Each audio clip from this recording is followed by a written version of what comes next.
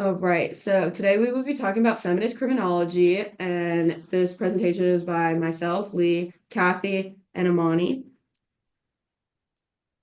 Our prompt was to explain both liberal and radical feminism, how they are different, and how those differences impact their respective theories of crime.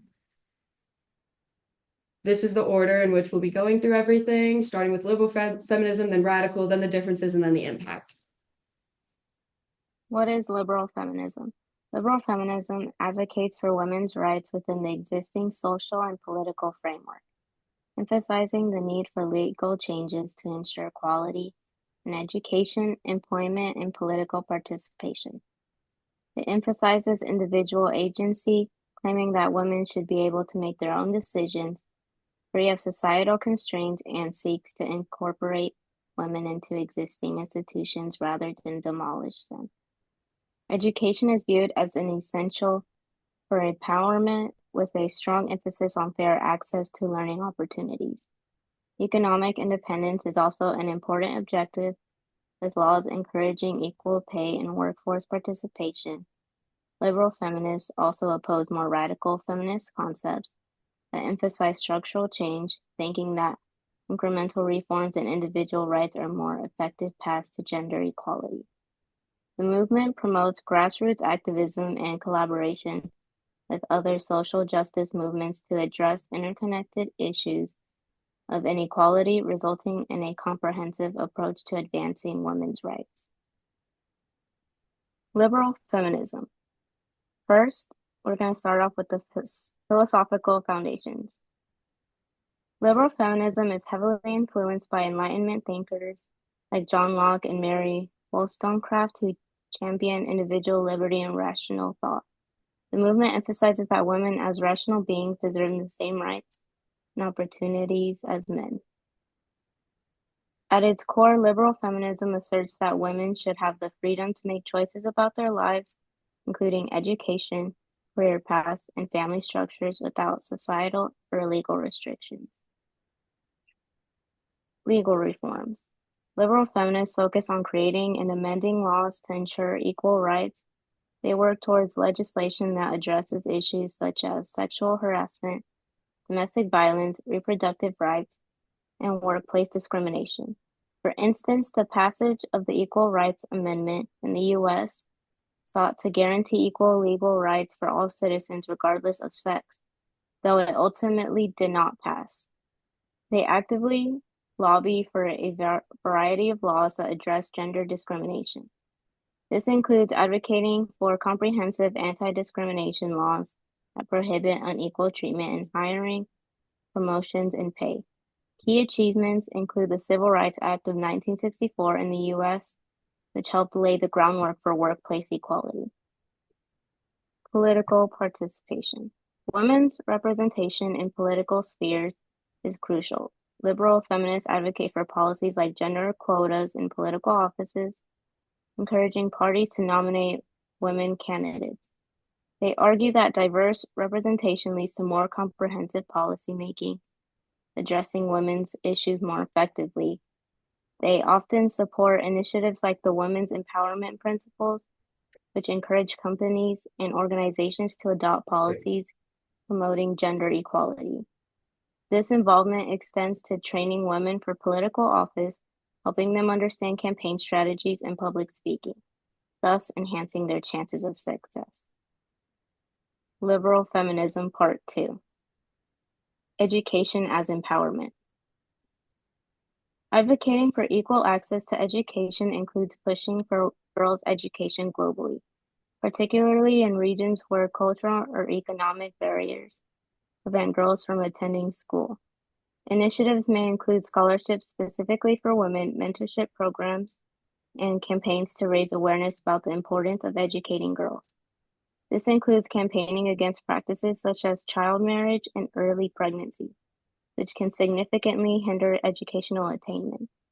Programs that provide scholarships for women in underrepresented fields are also critical in challenging stereotypes and promoting diversity.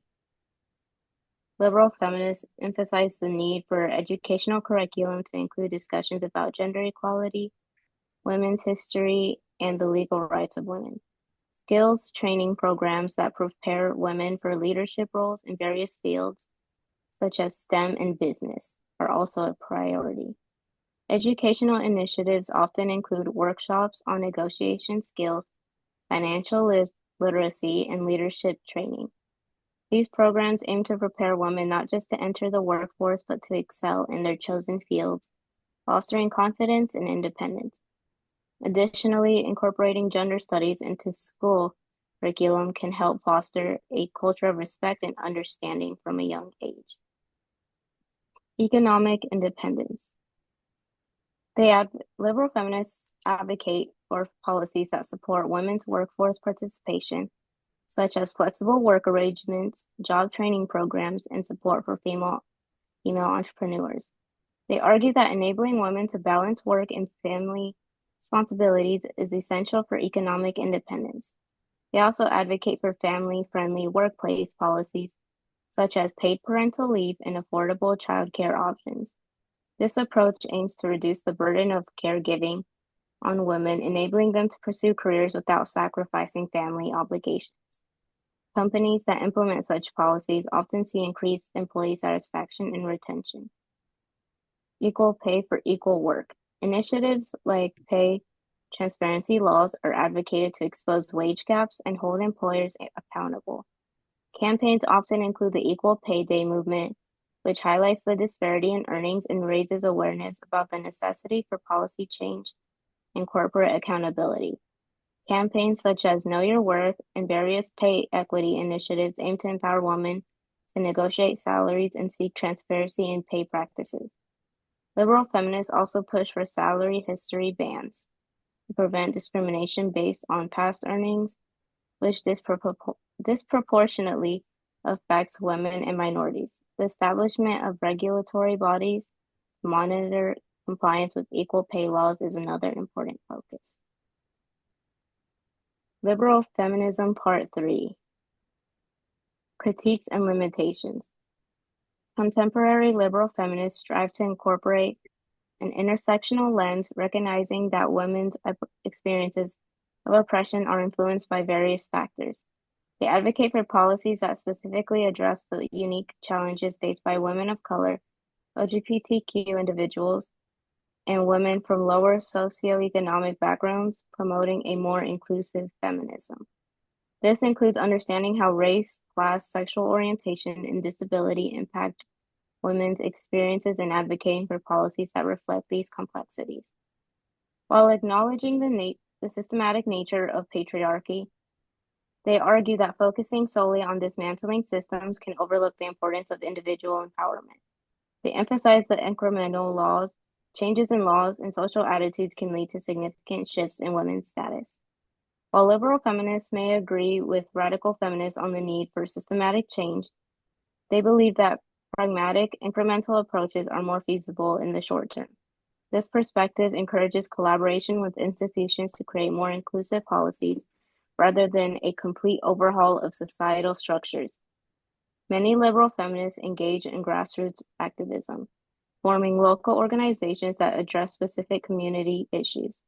This can involve organizing rallies, workshops, and informational campaigns that empower women and raise awareness about their rights.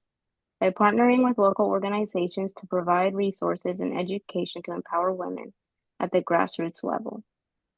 Local organizing efforts often focus on specific community needs, such as domestic violence prevention or reproductive rights. Initiatives might include support groups, legal assistance, and community education programs aimed at raising awareness of women's rights. Recognizing the interconnectedness of social issues, liberal feminists often work in coalition with other movements such as civil rights, labor rights, and environmental justice. These alliances can amplify voices and foster solidarity in tackling issues that affect multiple marginalized groups. Building coalitions with other social justice movements enhances the effectiveness of liberal feminist activism. Collaborations can lead to joint campaigns that address multiple issues, such as the intersection of gender and racial justice. For instance, campaigns for affordable housing might emphasize how housing insecurity disproportionately affects women of color, showcasing the need for an integrated approach. Liberal Feminism Part 4.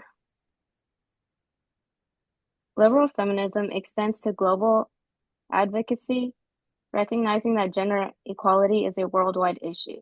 This includes supporting international treaties like the Convention on the Elimination of All Forms of Discrimination Against Women, which seeks to eliminate discrimination against women globally. Liberal feminism extends to global advocacy, recognizing that gender equality is a worldwide issue. Activists work with international organizations like the United Nations to promote policies that protect women's rights.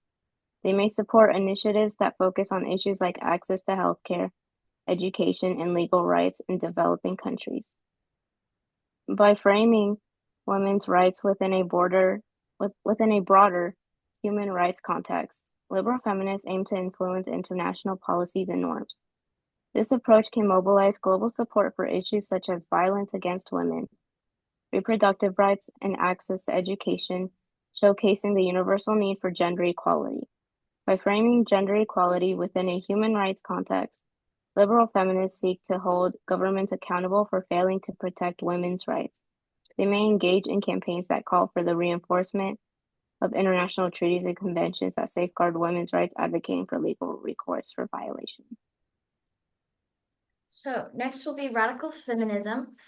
So Gillespie outlines radical feminism as a critique of patriarchal systems that oppress women. So patriarchy is viewed as the root cause of women's subordination, and it's seen across society through institutions like marriage, law, and religion. Male violence, such as rape, domestic abuse, and other forms of aggression, is central to maintaining male dominance in society. And radical feminists argue that men use violence to control and dominate women, which therefore reinforces patriarchal structures. And while women are encouraged to resist domination through self-defense, activism, and rejection of societal norms that enforce gender roles, they're not always successful. And sisterhood and solidarity among women is crucial, with collective action being the key strategy for dismantling patriarchy. And overall, radical feminism calls for systemic change, emphasizing that women must challenge violence and inequalities to achieve liberation.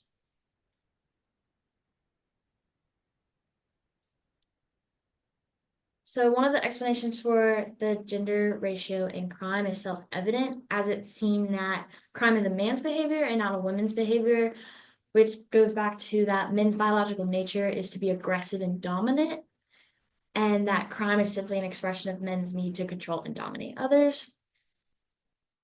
And in the book, it states, thus, rape is the ultimate expression of women's subordination. And there's a focus on patriarchy and human reproduction. And one of the terms used is the sexual division of labor, which is used to define and control the culture and institutions of society. So it includes the state and its institutions of government, employment with a men-dominant industry and commerce, and work relationships, along with social institutions. So particularly in the family, women are seen as being nurturing and having to take care of the children, and the men are seen as the breadwinners and what your dad says goes, and fathers rule the house, etc. And men control women through psychological, economic, sexual, and physical abuse. So the main differences between the two is basically just summarizing what they just said. But radical feminism argues that male domination is ingrained in all aspects of society, and that dismantling the patriarchy requires a fundamental restructuring of all social systems. It also advocates for revolutionary change, aiming to completely overthrow patriarchal institutions, argues that gender roles are socially constructed to benefit men and that these roles must be dismantled. The patriarchy as the fundamental system of oppression, impacting all areas of life, including the private sphere, like Amadi just said, talking about the family. Radical feminism calls for rejecting traditional family structures and heterosexual norms. It also emphasizes the collective action and solidarity among women to resist male domination, often advocating for women-only spaces and direct action to fight oppression. And it often is critical of traditional forms of sexuality, which they argue are shaped by male dominance. Whereas liberal feminism focuses on achieving gender equality through legal and political reforms, not exactly dismantling the entire system. They prefer gradual reform through existing political channels. It's generally accepted that they generally accept that gender differences exist, but they believe that these differences should not determine one's access to rights or opportunities. Recognizing the impact of the patriarchy, liberal feminists see inequality primarily in the public sphere, less in the personal and private sphere. It relies on individual empowerment through legal rights, education, and equal opportunities. And it focuses on sexual autonomy and reproductive rights, advocating for individual choice in matters of sexuality and family planning within the existing system. So basically, feminism is seeking to overhaul the entire system, while liberal feminism is looking to achieve equality within the existing system. For the impacts of liberal feminism, a big one is the gender neutral approach to crime. So they argue that treating men and women equally under the law and pushing for reforms that ensure women's rights are protected in areas like workplace discrimination, sexual harassment, and domestic violence are extremely important. They also focus on addressing how poverty and lack of opportunity lead women to crime or to commit crimes. And then the bias in law enforcement and the courts, they argue that the legal system often mirrors the biases of society and that women are disadvantaged or misunderstood in both prosecution and sentencing. Ooh.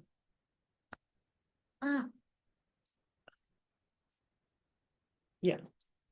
So then for the impact of radical feminism, a big thing is the criminalization of male dominance.